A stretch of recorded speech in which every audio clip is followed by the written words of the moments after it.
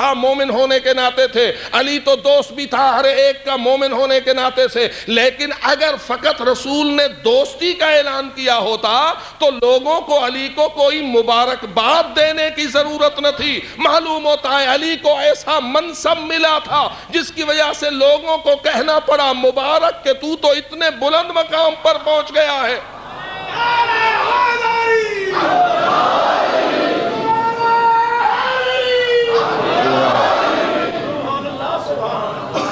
تاریخ میں یہ حقیقت موجود ہے کہ ایک شخص اس وقت رسول اکرم کی خدمت میں آیا، فہری نام کا وہ شخص ہے، حارث اس کا نام ہے، آیا رسول کی خدمت میں اور اس نے اس انداز سے رسول اکرم سے گفتگو شروع کی، کہنے لگا کہ آپ نے ہمیں کہا کہ اللہ ایک ہے، ہم نے مان لیا، آپ نے کہا کہ آپ رسول ہیں، ہم نے مان لیا، آپ نے کہا کہ قرآن حق ہے، ہم نے مان لیا، آپ نے ہمیں نماز سکھائی، ہم نے مان لی، آپ نے ہمیں روزہ سکھایا، ہم نے مان لیا، آپ نے ہمیں حج بتایا، ہم نے مان لیا، آپ نے ہمیں زکوٰۃ کہی، ہم نے دے دی، ہم آپ کی ہر بات مانتے رہے، اب آپ نے اپنے بھائی کو ہمارے سر پر مسلط کر دیا ہے۔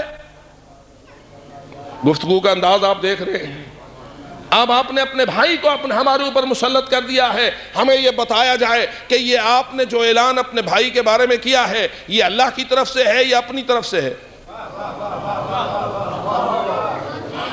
تو جو ہے انداز گفتگو سمجھ رہے ہو، الفاظ سے کچھ بات سمجھ آ رہی ہے؟ جو رسول کو مانتا ہو ایسی باتیں کرتا ہے، جی جو رسول کو مانتا ہو ایسی باتیں کرتا ہے، لیکن اس نے آ کے رسول کی خدمت میں یہ کہا کہ آپ نے اپنے بھائی کے بارے میں جو اعلان کیا ہے یہ اللہ کی طرف سے ہے یا ہماری طرف سے ہے؟ اب آپ ہی فرمائیے رسول کیا کہیں؟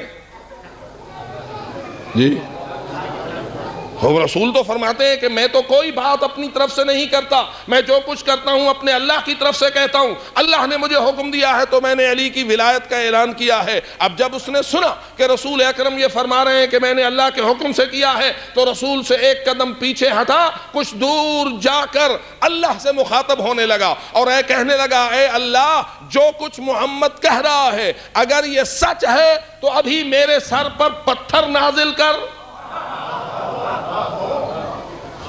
میرے اوپر عذاب نازل کر۔ یہ آخرت کا عذاب مانگ رہا ہے یا دنیا کا؟ جی دنیا کا عذاب مانگ رہا ہے۔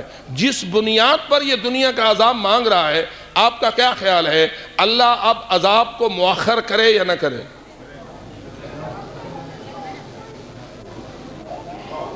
توجہ، وہ رحیم ہے، وہ کریم ہے، وہ غفار ہے، وہ بخشنے والا ہے، وہ رحم کرنے والا ہے۔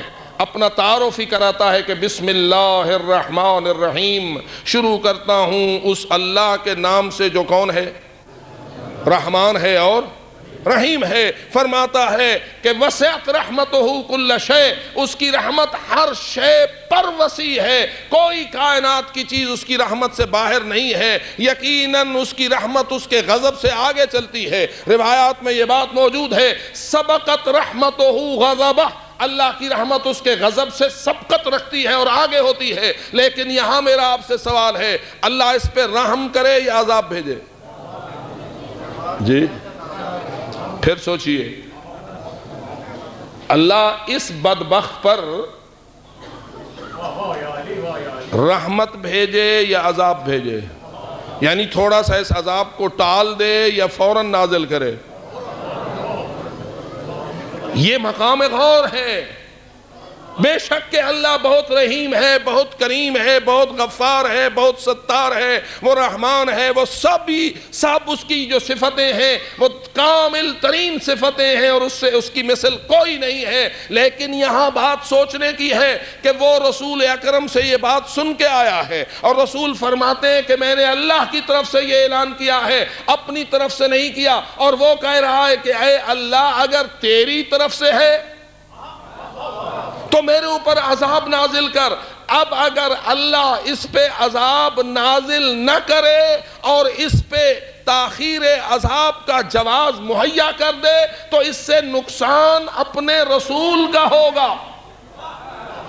کہ رسول کی صداقت پہ حرف آ جائے گا، رسول کی حقانیت پہ حرف آ جائے گا۔ تو جب رسول کی صداقت موقوف ہوئی اس بات پر کہ اس ملعون پہ عذاب ہو، اس بات کا کہ یہ ولایت علی سے جلنے لگا ہے اور بغض علی کی آگ میں یہ شخص جل رہا ہے، تو اسی لیے روایت کہتی ہے جو ہی اس نے کہا کہ میرے اوپر عذاب نازل کر، اگر تیرے حکم سے ہوا ہے تو پھر دیر نہیں ہوئی، ایک چھوٹا سا کنکر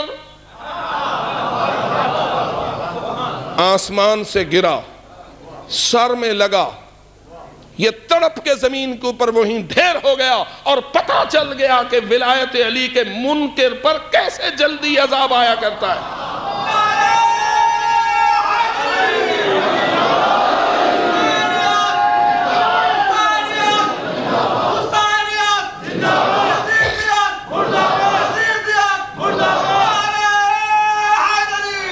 یا علی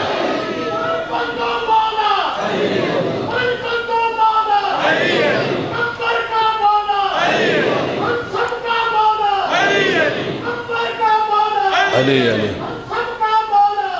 علی علی یا علی۔ اسی لیے عرض کر رہا تھا کہ خالق کے اپنے فیصلے ہوتے ہیں۔ ان لوگوں نے، عیسائیوں نے رسول اکرم کی بات کو نہ مانا۔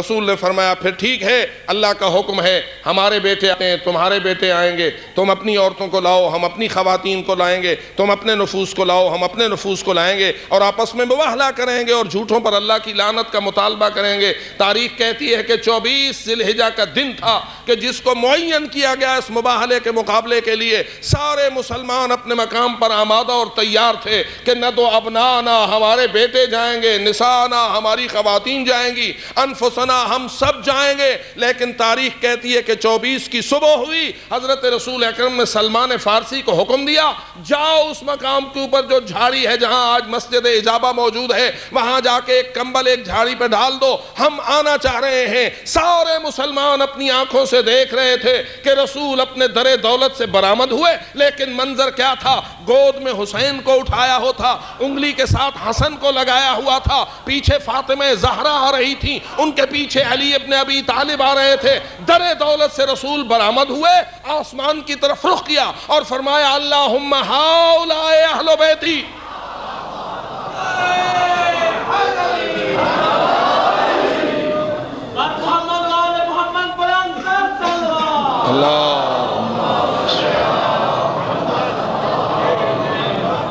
اے اللہ یہ میری اہل بیت ہیں، یہ میرے خاصان خاص ہیں۔ اور اس کے بعد رسول اکرم چلے مقام مباہلہ کی جانب۔ جو عیسائیوں کا پادری تھا وہ اپنے مقام پر نظر غائر سے یہ دیکھ رہا تھا کہ کون آ رہے ہیں اور کس کس کو لا رہا ہے۔ جب پوچھنے سے اسے پتا چلا کہ جن کو لا رہا ہے وہ اس کے جگر کے ٹکڑے ہیں،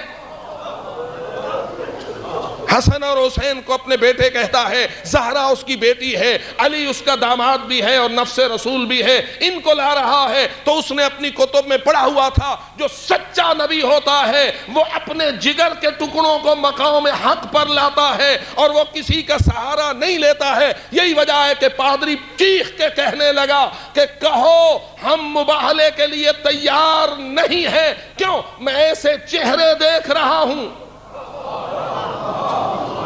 اگر انہوں نے ہمارے حق میں بد دعا کی تو عذاب الہی میں دیر نہ ہوگی اور نتیجتاً ہم سب تباہی کے دہانے میں گر جائیں گے۔ اور رسول اکرم کی طرف پیغام بھیجا کہ ہم مباہلے کے لیے تیار نہیں ہیں، ہم جزیہ دینے کے لیے تیار ہیں۔ اس نقطے کو آپ کے سامنے عرض کر کے بات کو اپنے رخ کی طرف لے آنے کی کوشش کروں گا۔ پوچھتا ہوں، عیسائیوں نے دلیل نہ مانی، عیسائی دلیل و استدلال کے سامنے سر تسلیم خم کرنے کے لیے تیار نہ ہوئے، مباہلہ آیا لعنت کے لیے بھی وہ آمادہ نہ ہوئے، کیا مسلمان ہو گئے؟ جی حق کیا بنتا تھا؟ جی مسلمان ہو جاتے یا نہیں؟ جی اب تو انہیں مان لینا چاہیے تھا نا، لیکن معلوم ہوتا ہے لوگوں کی مختلف قسمیں ہوتی ہیں،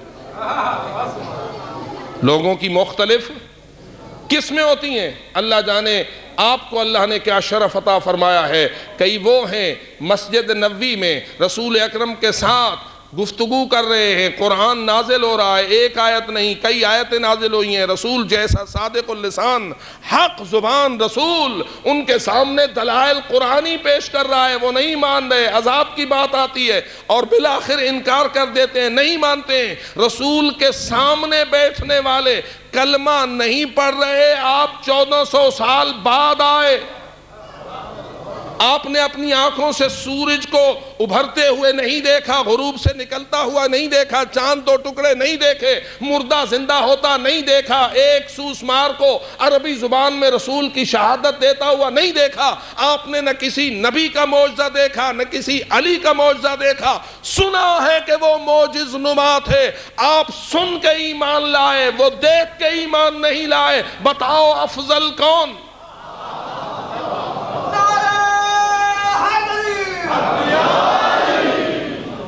لیکن ان بے ایمانوں پر اپنی دنیا طلبی غالب آ گئی اور کہنے لگے کہ ہم جزیہ دینے کے لیے تیار ہیں۔ میں پوچھتا ہوں، اگر رسول اکرم یہاں یہ فرماتے کہ نہ تم نے دلیل کی بات کو مانا، نہ تم مباہلے کے لیے تیار ہوئے، اب پھر مسلمان بھی نہیں ہوتے ہو اور اپنی عیسائیت پر بحال رہنا چاہتے ہو اور فقط جزیہ دے کے اپنی جان بچانا چاہتے ہو، نہیں، اب تمہارے لیے دو راستوں میں سے ایک راستہ ہے، یا اسلام کو قبول کرو اور یا تلوار کے لیے تیار ہو جاؤ۔ تو آپ کا مشورہ کیا ہے؟ رسول کو ایسا کہنا چاہیے تھا یا نہیں؟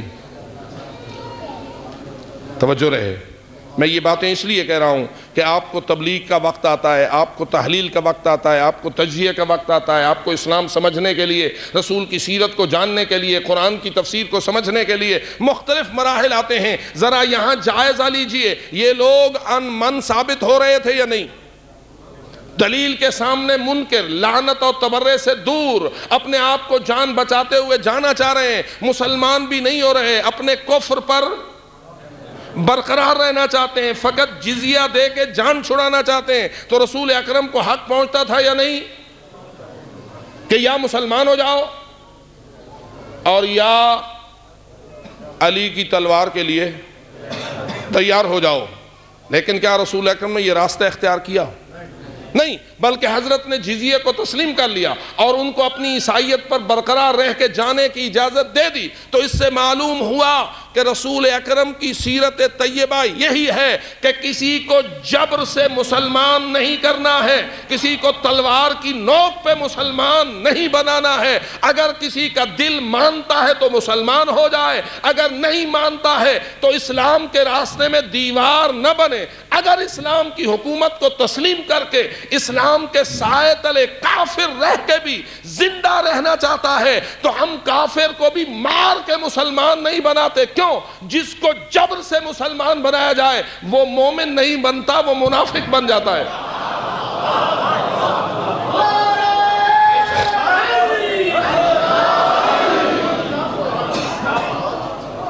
واضح ہے کہ اگر جبر و اکراہ کے ساتھ، تشدد کے ساتھ، قتل و غارت کا سہارا لے کر کسی کو مسلمان بنانے کی کوشش کی جائے تو وہ اندر سے مسلمان ہوگا یا باہر سے؟ جی، وہ اتو کلمہ پڑھ سی یا اندروں؟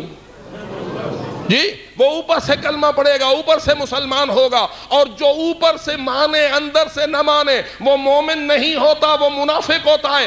رسول ایمان پھیلانے آئے ہیں، رسول منافق بنانے کے لیے نہیں آئے۔ یہی وجہ ہے کہ عید مباہلہ کا واقعہ آج ہمارے سامنے بہترین درس دے کر جا رہا ہے کہ اگر کوئی تمہاری دلیل کو نہ بھی مانے، اگر کوئی تمہارے سامنے ضدی اور ہر دھرم بھی ثابت ہو جائے تو بھی تمہیں تلوار کی نوک اور کلاشن فوک کی گولی سے فائدہ نہیں اٹھانا چاہیے، بلکہ تمہیں ہر ایک کو اپنے حال پر چھوڑ دینا چاہیے۔ اگر مانتا ہے تو سبحان اللہ، اگر نہیں مانتا تو وہ جانے اور خدا جانے۔ راستے میں تمہارے اگر دین پھیلانے کے دیوار نہیں بنتا تو اس دیوار کو گرانے کی کوئی ضرورت نہیں ہے، وہ خود اپنی زندگی کا تم سے طلبگار ہے۔ مجھے سمجھ نہیں آتی ہے کہ آج لوگوں نے یہ دین کہاں سے لیا ہے، کبھی اس مسجد میں گولیاں، کبھی اس امام بارگاہ میں گولیاں۔ تم یہ نہیں مانتے ہو، تم وہ نہیں مانتے ہو، تم اس کو نہیں مانتے ہو، تم اس کو نہیں مانتے ہو۔ یاد رکھو، انہوں نے رسول کو نہ مانا، رسول نے ان پہ تشدد کا راستہ اختیار نہ کیا۔ تم ان کو منوانا چاہتے ہو جو نہ رسول کے ہیں نہ آل رسول کے ہیں۔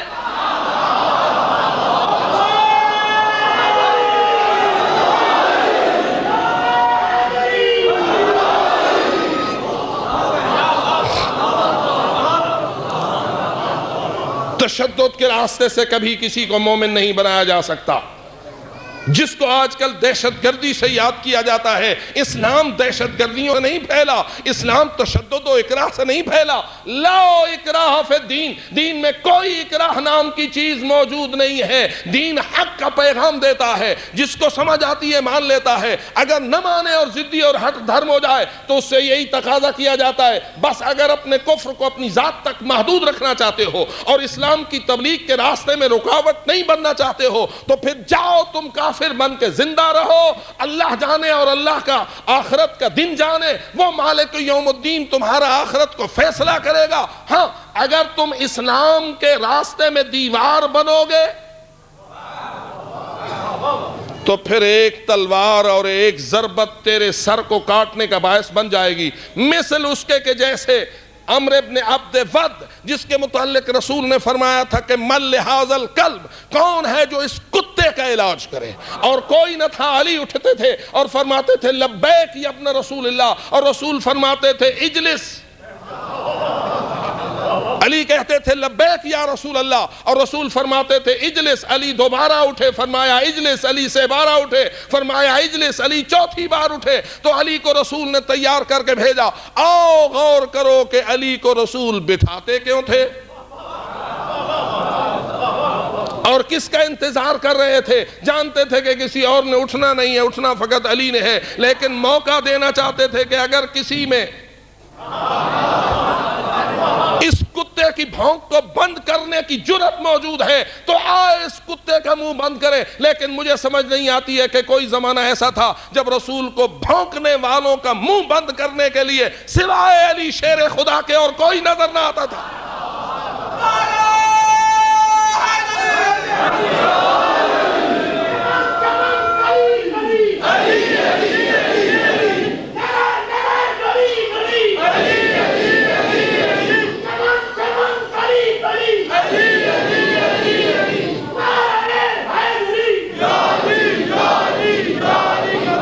نتیجہ یہی نکلا کہ رسول اکرم نے علی کو آمادہ کیا، اپنے لباس میں ملبوس کیا، اپنا امامہ رسول کے سر پہ، علی کے سر پہ سجایا، اور پھر چلے علی۔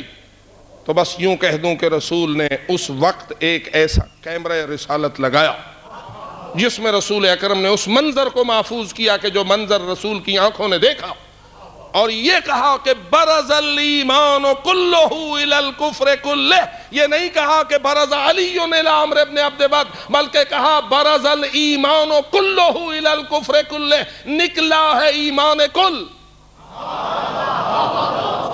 کفر کل کے مقابلے میں۔ اور آج تک رسول کی زبان سے یہ کلمات قدسیہ محفوظ ہوئے۔ اور جب علی پہنچے، جو بات آپ کو عرض کرنا چاہتا تھا وہ یہ کہ علی نے جب عمر سے گفتگو شروع کی، مختصر کرتا ہوں، تو عمر سے کہا اے عمر، میں نے تجھے ایک مرتبہ دیکھا تھا کہ تو خانہ کعبہ کے پردوں کو پکڑے ہوئے تھا اور کہہ رہا تھا کہ اگر میدان جنگ میں میرا مقابل مجھ سے 3 سوال کرے تو میں ان میں سے ایک سوال ضرور تسلیم کر لوں گا۔ اے عمر، اپنے اس وعدے پہ پکا ہے؟ یہ کون تھا؟ عمر تھا یا کفر کل تھا؟ جی کفر کل تھا، اور کفر کل سے ایمان کل پوچھ رہا ہے اپنے وعدے پہ پکا ہے؟ اور کفر کل کہہ رہا ہے کہ ہاں میں اپنے وعدے پہ پکا ہوں۔ اللہ جانے جو وعدے کو چھوڑے وہ کیا ہوتا ہے۔ اس نے کہا ہاں میں اپنے وعدے پہ موجود ہوں۔ علی مولا نے کہا کہ میرے تیرے اوپر 3 سوال ہے، کیا ایک مان لے گا؟ کہا ہاں میں مان لوں گا۔ کہا کہ پھر پہلا سوال یہ ہے کہ مسلمان ہو جا، کلمہ پڑھ لے۔ جواب میں کہنے لگا کہ یہ سوال تو پورا نہیں کیا جا سکتا۔ کہا اچھا، تیری اور ہماری کوئی ذاتی دشمنی نہیں ہے، تو کسی اور کی نمائندگی کرنے کے لیے آیا ہوا ہے، لہذا واپس چلا جا۔ پہلا سوال یہ کہ مسلمان ہو جا، اس نے مسلمان ہونے کے لیے آمادگی کا اظہار نہ کیا۔ دوسرا سوال یہ کہ چلا جا واپس۔ کہنے لگا عرب کی عورتیں کیا کہیں گی؟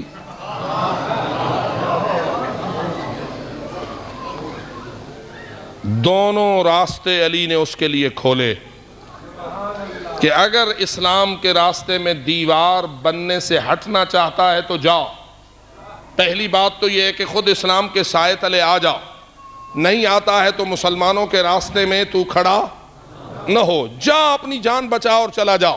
لیکن اس نے جانے سے بھی انکار کر دیا. تو اس وقت علی نے کہا اچھا اگر یہ ہے تو پھر تو گھوڑے پر ہے, میں زمین پر ہوں, پھر نیچے اترا. اس نے علی کا یہ سوال مان لیا. گھوڑے کے اوپر سے اس نے چھلانگ لگائی. پہلی تلوار اس نے اپنے گھوڑے کی ٹانگوں کو کاٹنے کے لیے ماری. کچھ ایسا اسے غیظ و غضب آ گیا تھا, وہ کبھی سوچ بھی نہ سکتا تھا کہ زمین پر کوئی ایسا شخص ہے جو مجھے کہے گا آؤ لہا. کبھی کبھی سرائکی کا لطف کچھ اور ہوتا ہے.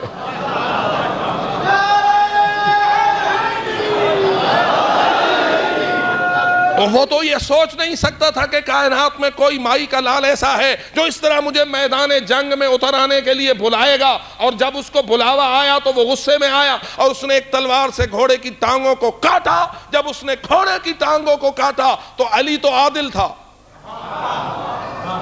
علی کے لیے یہ مشکل ہو گیا کہ اب وہاں بدلہ نہ لے. چنانچہ جب تلواریں چلی تو تاریخ کہتی ہے کہ علی کی پہلی تلوار نے عمر کے قدموں کو کاٹا. وہ زمین پہ گرا. علی اس کے سینے پہ سوار ہوئے. اس بدبخت نے علی کے چہرے پہ لعاب دہن پھینکا. علی سینے سے کود کر جھوٹ جا کھڑے ہوئے. کسی نے پوچھا اوکھا جو ڈھایا ہوئے.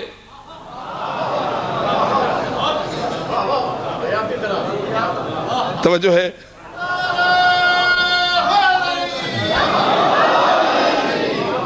ایسے دیو کو اگر آپ نے بڑی مشکل سے نیچے گرایا تھا تو پھر آپ اس کے سینے سے کود کیوں گئے؟ تو علی نے ایسا جواب دیا ہے جو کائنات میں علی کی عظمت کا سب سے بڑا ثبوت ہے کہ علی فرماتے ہیں جب اس نے میرے چہرے پہ لعاب پھینکا تو میرا ذاتی غصہ آگے بڑھا, اور جب غصہ بڑھا تو میں نے اپنی تلوار پہ کنٹرول کیا کہ کہیں یہ قتل میرے غصے کا قتل نہ ہو.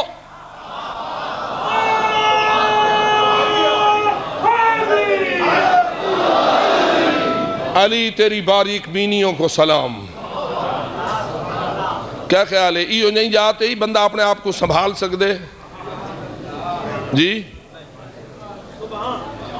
اللہ کرے کہ تیرا باپ تیرے سامنے اور تجھے غصہ آ جائے تو تو اپنے آپ کو سنبھال لے. اللہ کرے تیری ماں تیرے سامنے اور غصہ آ جائے تو تو اپنے آپ کو سنبھال لے, اس لیے کہ تو علی والا ہے. علی نے اپنے غصے پہ کنٹرول کیا, اور جب غصہ علی کا اترا پھر گئے اور علی نے ایک ضربت کے ساتھ اس کے سر کو تن سے جدا کیا. لیکن تاریخ کہتی ہے کہ اس دار و گیر میں جب غبار اڑ رہا تھا اور دیکھنے والوں کو سمجھ نہیں آ رہی تھی کہ کیا ہوا, ذرا سمجھے, چونکہ یہ جب آپس میں ایک دوسرے کے ساتھ دونوں کی جنگ شروع تھی تو غبار اڑ رہا تھا اور مٹی اڑ رہی تھی اور دیکھنے والے نہ سمجھ رہے تھے کہ کیا ہوا, اونڈھائے یا اڈھایا گئے. جب لوگوں کو سمجھ نہ آ رہی تھی تو لوگ پریشان تھے کہ کیا ہوا, کہ اندر سے غبار کے نیچے سے آواز آئی اللہ اکبر.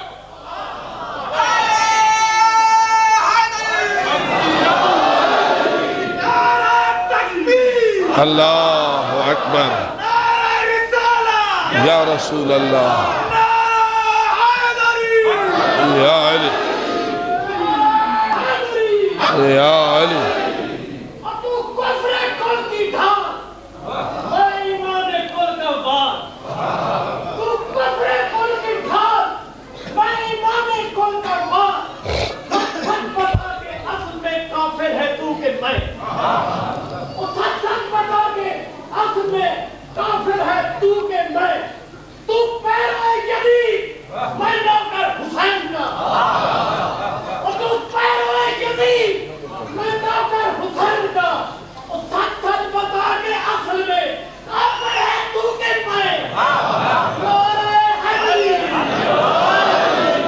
عزیزو باتیں تو بہت زیادہ ہیں کرنے کے لیے, اور آپ کا جوش و خروش اور تائید و تصدیق بھی یہ چاہتی ہے کہ گفتگو کو اور زیادہ طول لوں, لیکن وقت زیادہ مناسب ہے اور کہ اس کو مختصر کروں.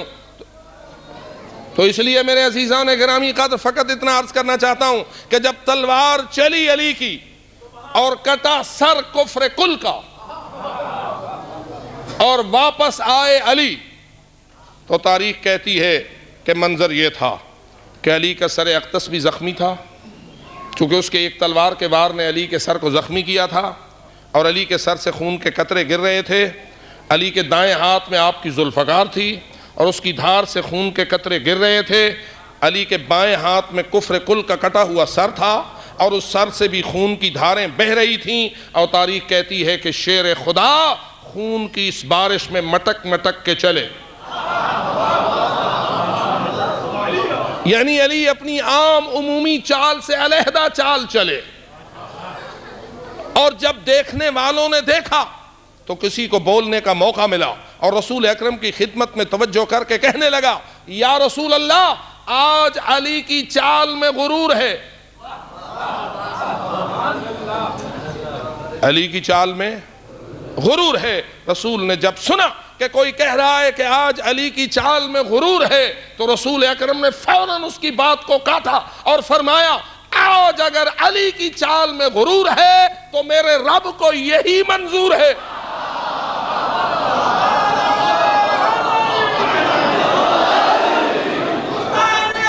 زندہ آباد، زندہ آباد، زندہ آباد، مردہ آباد، مردہ آباد۔ اور یہی رسول اکرم نے تولا ہے علی ابن ابی طالب کی اس ضربت کو۔ بس یوں کہہ سکتا ہوں، میزان رسالت لگایا ہے رسول نے، اور ایک پلڑے میں رکھا ہے علی کی ضربت کو، اور دوسرے پلڑے میں وہ چیز رکھی ہے جس سے اس ضربت کو تولا جا سکتا تھا۔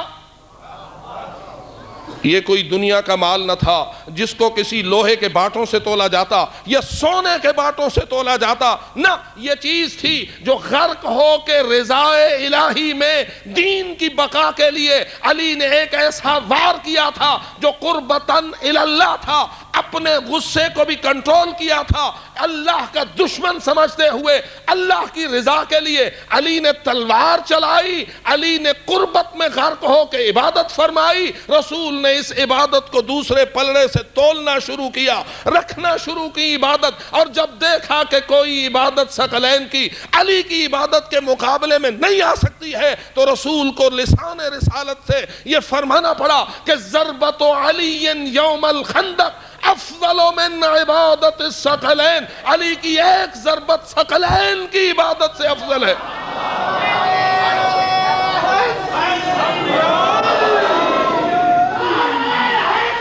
یا علی،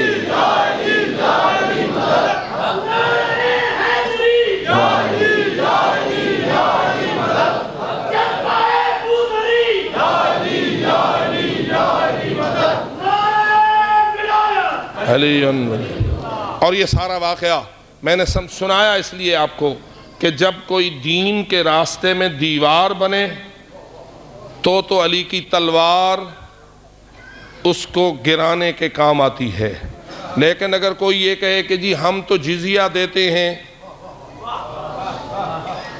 تو پھر رسول اس کو اجازت دے دیتے ہیں کہ ٹھیک ہے، تم جیسے مرنا چاہتے ہو مرو، جس دین پہ رہنا چاہتے ہو رہو، ہمارے راستے میں رکاوٹ نہ بنو، ہمارے راستے میں جھک جاؤ۔ اور انہیں جزیہ دے کر جھکنا قبول کر لیا، دین کو قبول نہ کیا، لیکن راستے سے دیوار بننے کے لیے تیار نہ ہوئے، تو رسول نے ان کو اجازت دے دی۔ تو پس میرے عزیز دوستو، عیسائی جزیہ دے کر رسول اکرم کے راستے میں رکاوٹ بننے سے پیچھے ہٹ گئے، لیکن انہوں نے اللہ کے رسول کو ابن اللہ ماننے سے انکار نہ کیا، مانتے رہے۔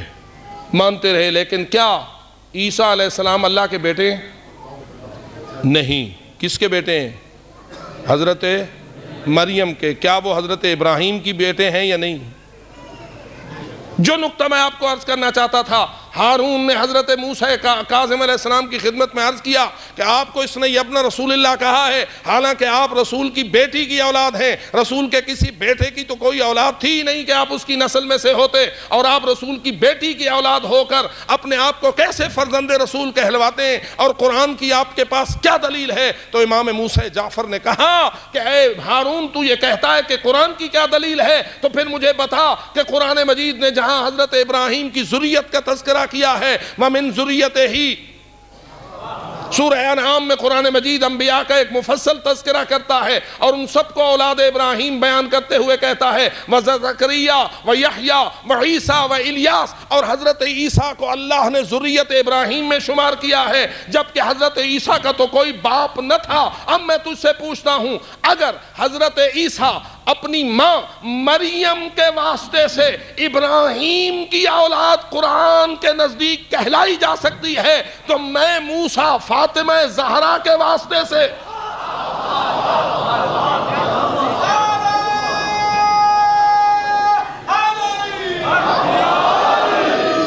ابن رسول کیوں نہیں کہلوا سکتا ہوں، اور میں ابن رسول اللہ ہونے کا حقدار کیوں نہیں ہو سکتا ہوں؟ لیکن اصل چونکہ سیاسی مقاصد تھے، وہ یہ چاہتے تھے کہ کہیں ان کا درجہ ہم سے بلند ثابت نہ ہو معاشرے میں، اور لوگ یہ نہ سمجھیں کہ یہ رسول کی اولاد ہیں اور ہم کسی رسول کے چچے کی اولاد ہیں، ہم دور کے ہیں اور رسول کے یہ قریبی ہیں۔ اور یہی وجہ ہے کہ حضرت امام موسیٰ کاظم نے وہاں یہ کہا، اے ہارون، تو اگر یہ کہتا ہے کہ تو ہم سے زیادہ رسول کا قریبی ہے تو مجھے یہ بتا، اگر رسول اکرم آج دنیا میں آ جائیں اور تجھ سے تیری بیٹی کا رشتہ مانگیں، توجہ، نقطے کو ذرا سمجھنا ہے، اگر آج رسول اس دنیا میں تشریف لے آئیں اور ہارون تجھ سے تیری بیٹی کا رشتہ مانگیں تو دینے کے لیے تیار ہو جائے گا یا نہیں؟ تو کہنے لگا، اس سے بڑھ کر میرے لیے اور عظمت کیا ہے کہ رسول اکرم مجھ سے میری دختر قبول فرمائیں، اور میں، آپ جانتے ہیں کہ دختر دینا رسول اکرم کو دینے والے کی عزت ہے۔ تو ہارون نے کہا کہ اگر رسول مجھ سے میری دختر کا رشتہ مانگے تو میں دینے کے لیے کیوں تیار نہیں ہوں گا؟ تو حضرت امام موسیٰ کاظم علیہ السلام نے کہا، یہی تو تیرا اور میرا فرق ہے کہ تیری بیٹی حسین نے یہ فیصلہ کیا کہ اب دلائل کی جنگ نہ چلے گی، اب تو چلے گی قربانی کا سلسلہ، اب تو ہوگا اپنے آپ کو دین پر قربان کرنے کے فریضے کو انجام دینا، اس لیے کہ کبھی قربانی ہی بقائے دین کا باعث بن سکتی ہے۔ یہی وجہ ہے کہ جب ولید نے امام حسین علیہ السلام کو، جو گورنر مدینہ تھا، یزید کے کہنے کے مطابق اپنے دربار میں بلایا اور بیعت کا مطالبہ کیا، تو امام حسین نے کہا، مثلی لا یبایع مثلہ، مجھ جیسا کبھی اس جیسے کی بیعت نہیں کر سکتا ہے۔ مروان خبیث نے حضرت امام حسین کے خلاف گستاخانہ جملے استعمال کیے۔ امام حسین نے کہا، یا ابن زرقا، اے زرقا کے بیٹے، کیا تو مجھے دھمکیاں دیتا ہے؟ ادھر امام حسین کی آواز کا بلند ہونا تھا، اسے اس دربار کے دروازے کے اوپر عباس جیسے ابو الفضل موجود تھے، بنی ہاشم کے جوانان موجود تھے، آگے بڑھے اور امام حسین کو واپس لائے، اور آ کر امام حسین نے مدینہ کو الوداع کہنے کی تیاری شروع کر دی۔ سمجھ گئے کہ اب بیعت تو میں نے کرنی نہیں ہے، اور میرے لیے سوائے اس کے کوئی چارہ نہیں ہے کہ میں مدینہ منورہ کو خیر باد کہوں اور اس سفر کو اختیار کروں جس سفر کا مجھ سے وعدہ کیا گیا ہے، اور میں نے جس سفر کا وعدہ کیا ہوا ہے۔ چنانچہ امام حسین نے تیاری شروع کی۔ جب پتہ چلا مخلصین امام کو کہ امام مدینے کو الوداع کہنے چلے ہیں، تو روایت کہتی ہے کہ بہت سارے مخلص آئے حضرت جناب امام حسین سے، آ کر انہوں نے اپنی اپنی گفتگو شروع کی۔ چنانچہ ان مخلصین میں ایک ام المؤمنین حضرت ام سلمہ کا تذکرہ بھی ملتا ہے کہ حضرت ام سلمہ بہت محبت کرنے والی ماں تھی، زوجہ رسول تھی، فرزندان زہرا کو دل کی گہرائیوں سے چاہتی تھی، اللہ نے اس بی بی کو لمبی عمر عطا فرمائی تھی، اور آج اس 61 ہجری کے رجب میں ام سلمہ مدینہ منورہ میں موجود تھی۔ جب پتہ چلا کہ میرا حسین مدینہ کو الوداع کہنے چلا ہے، تو آئی اپنے بیٹے سے گفتگو کرنے کے لیے۔ حضرت ام سلمہ نے امام حسین کی خدمت میں پہنچ کر پوچھا، بیٹا میں نے سنا ہے کہ تو مدینہ کو الوداع کہہ رہا ہے، اے میرے لخت جگر جا رہے ہو مدینہ سے؟ امام حسین نے جواب میں کہا، ہاں اماں، میرا پروگرام مدینے کو چھوڑنے کا ہے، میں مدینے سے جا رہا ہوں۔ اس وقت ام سلمہ سے نہ رہا گا، کہا، اے میرے لخت جگر، اگر مدینے سے جانا چاہتے ہو تو ہر طرف جانا، لیکن عراق نہ جانا۔ ہر طرف جانا لیکن عراق نہ جانا۔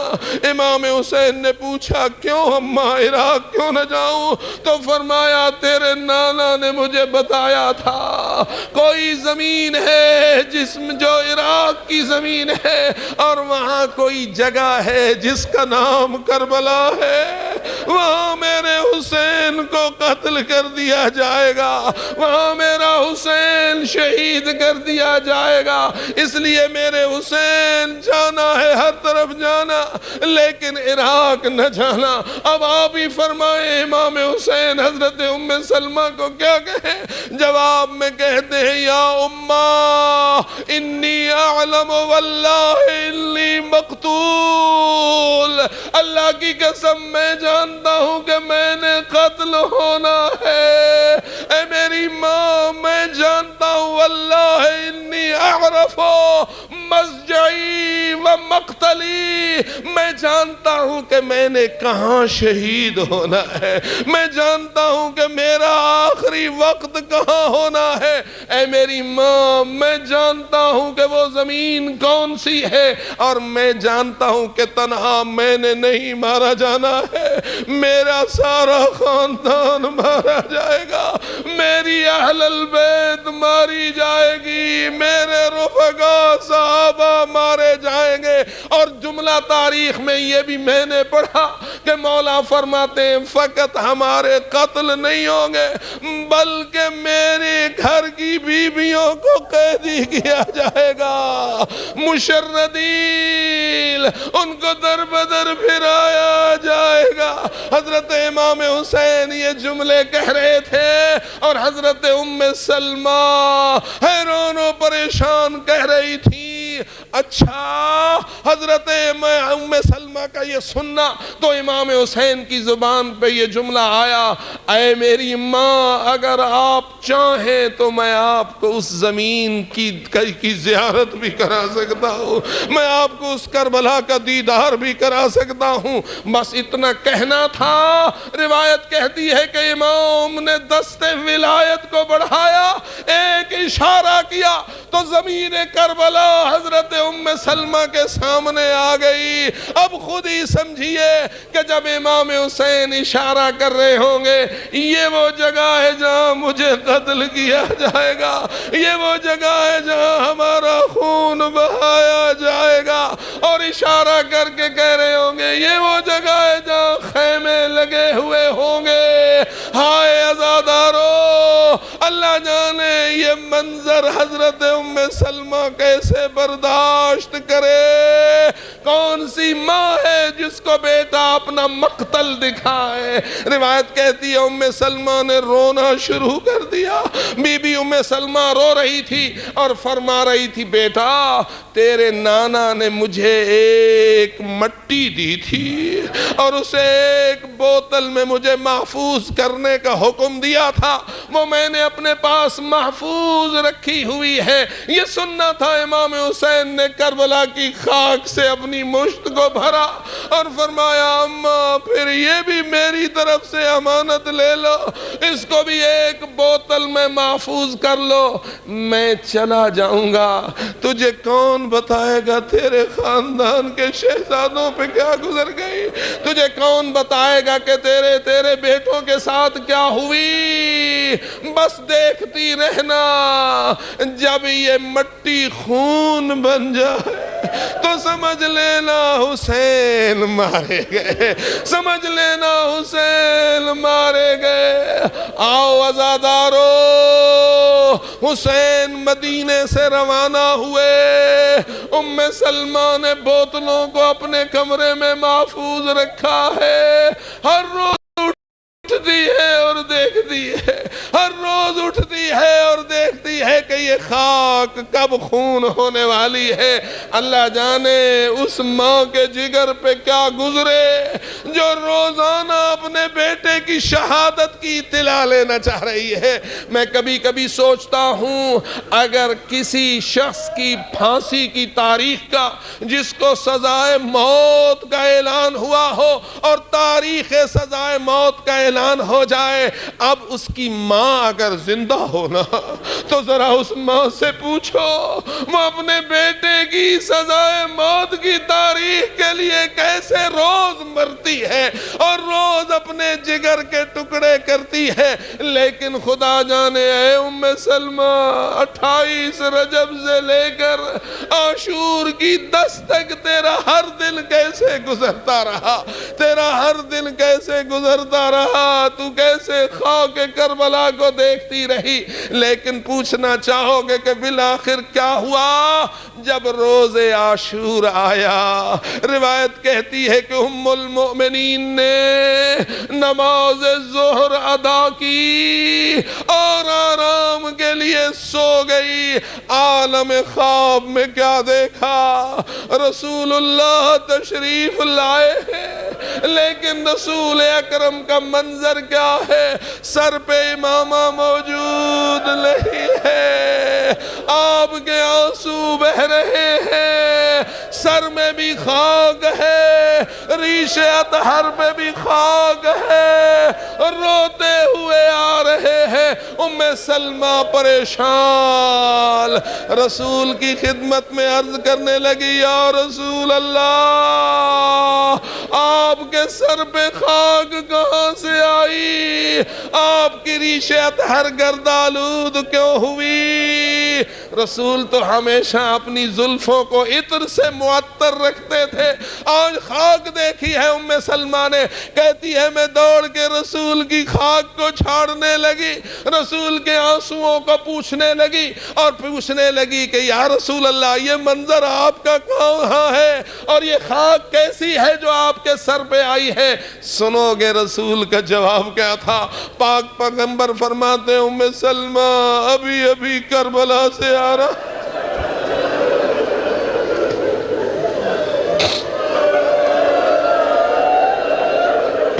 ابھی ابھی کربلا سے آ رہا ہوں, میرا حسین,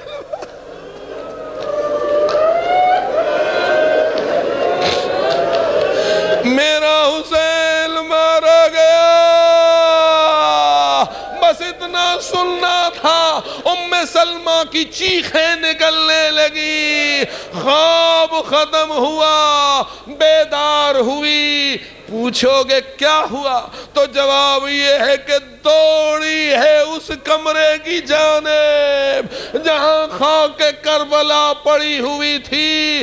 دیکھا تو خاک نہ تھی بلکہ تازہ خون ابل رہا تھا ان بوتلوں سے.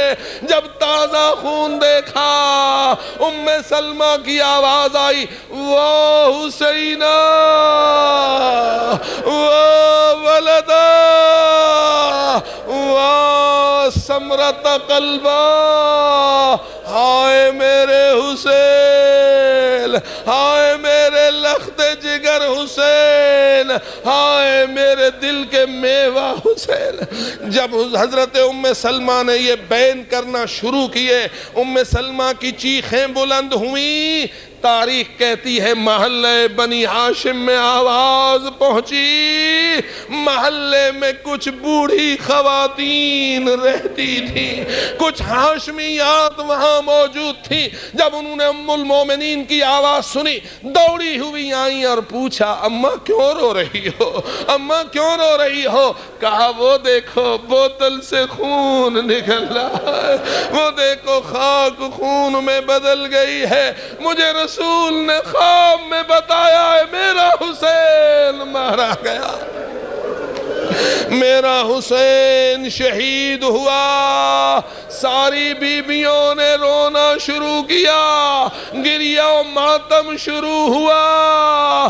روایت کہتی ہے کہ بیویاں روتے ہوئے گئیں رسول کے روزے کی جانب. آپ کا بھی طریقہ کار ہے نا کہ جب کبھی پرسے کا وقت ہوتا ہے تو چلتے ہو کسی کربلا کی جانب, چلتے ہو کسی مرکز گریہ کی جانب. لیکن وہاں تو اور کوئی مرکز نہ تھا. بیویاں آئی رسول کی خدمت میں کہنے لگی یا رسول اللہ آپ کا بیٹا مارا گیا. لیکن ایک آخری جملہ عرض عرض کروں گا آپ کو، اس نقطے کی طرف متوجہ کرنا چاہوں گا۔ آپ سوچیں گے کہ وہ کون سی بیویاں تھیں کہ جو مدینہ منورہ میں موجود تھیں، تو ہاں میں جواب میں کہوں گا ان بیویوں میں ایک بیوی وہ بھی تھی جس کا نام ام البنین ہے، ایک بیوی وہ بھی تھی جس کا نام ام البنین ہے، جس کے 4 جوان بیٹے میدان کربلا میں گئے ہوئے تھے۔ اب جو سنا کہ حسین مارے گئے، ام البنین نے بین کرنا شروع کیے۔ اس لیے تاریخ کہتی ہے کہ بی بی میں جنت البقیع میں بیٹھی ہوتی تھی، قبریں بنا بنا کے کہتی تھی لوگو مجھے ام البنین نہ کہا کرو، مجھے ام البنین نہ کہا کرو، میں بیٹوں کی ماں تب تک تھی جب میرے بیٹے زندہ تھے۔